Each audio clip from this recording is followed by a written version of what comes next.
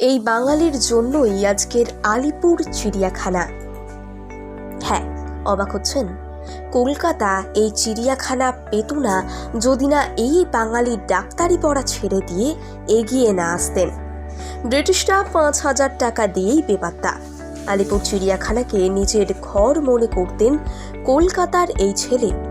একটা সাধারণ পশুশালা কিভাবে হয়ে উঠল আলিপুর চিড়িয়াখানা?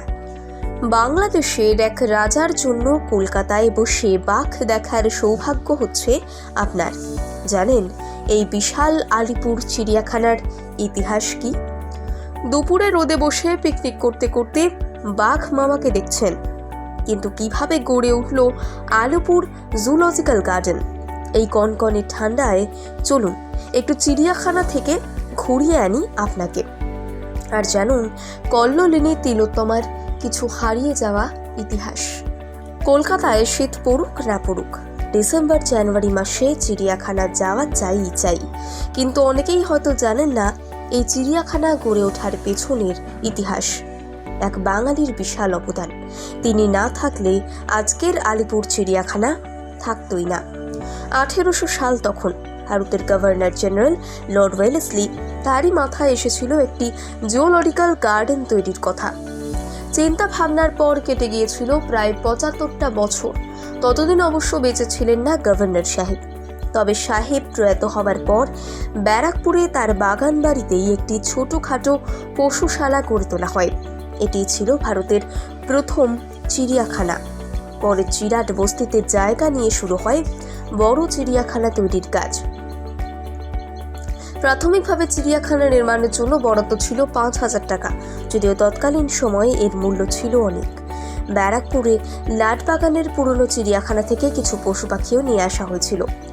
মাত্র 31টি বন্য প্রাণী নিয়ে যাত্রা শুরু হয়। তবে সেই সময়ে প্রয়োজন ছিল আরও পশু পাখির। কিন্তু এত কর্মযজ্ঞের দায়িত্ব কে নেবে? চিড়িয়াখানাকে গড়ে তোলার জন্য যে ব্যক্তির নাম বিশেষভাবে গড়ে আসে তিনি হলেন রাম ব্রহ্ম সান্যাল। বহরমপুরে এন্ট্রান্স পাশ করে কলকাতায় আসেন তিনি। মেডিকেল কলেজে ভর্তিও হয়েছিলেন, কিন্তু তার ডাক্তারি পড়ার স্বপ্নের পথে বাধা হয়ে দাঁড়ায় দৃষ্টিশক্তি। ব্যাস, বন্ধ হয়ে গেল তার ডাক্তারি পড়া। রাম ব্রহ্ম সান্যালকে চিড়িয়াখানার প্রথম ভারতীয় অধিকর্তা হিসেবে নিযুক্ত করা হয়। এই চিড়িয়াখানার প্রাণ পুরুষ ছিলেন তিনি। সান্যাল মশাই আলিপুর পশুশালার উপাচার্য হয়েছিলেন আলিপুর জীবনিবাস। পশু পাখিদের বিজ্ঞানসম্মত নামের উল্লেখ রাখা তিনিই প্রথম চালু করেছিলেন। পশু পাখিদের অসুখ বিসুখ খাওয়া দাওয়ার ব্যাপারেও খোঁজ রাখতেন। এমনকি নিয়ন্ত্রিত তাপমাত্রার মধ্যে কিভাবে পশুদের প্রজনন সম্ভব সেটাও করে দেখিয়েছিলেন তিনি। 1889 সালে সান্যালবাবু করে দেখালেন মস্ত বড় এক ঘটনা। গন্ডারের প্রজনন করালেন।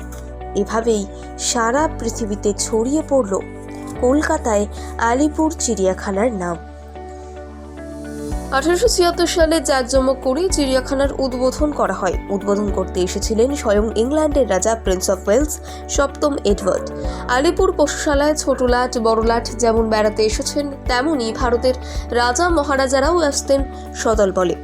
রামব্রহ্ম তাদের পশুশালা ঘুরিয়ে ঘুরিয়ে দেখাতেন। অযোধ্যার নবাব ওয়াজিদ আলী শাহ মাঝে মাঝেই এই চিড়িয়াখানায় আসতেন। নবাব তার ব্যক্তিগত চিড়িয়াখানা থেকে একজোড়া বাঘ ও একজোড়া চিতা বাঘ, দুটো বাঘিনী উপহার হিসেবে পাঠিয়েছিলেন।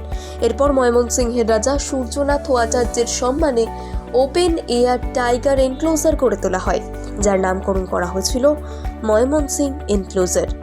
সব দায়িত্বই রাম ব্রহ্মকে পালন করতে হতো। ভারত সরকার তাকে রায় বাহাদুর খেতাবে সম্মানিত করেন। 1908 সালের 18 অক্টোবর হঠাৎ করেই অসুস্থ হয়ে পড়েন রাম ব্রহ্ম। দুপুরেই মারা যান। আর সেদিন থেকেই যেন অনাথ হয়েছিল চিড়িয়াখানার বহু অবলা প্রাণী।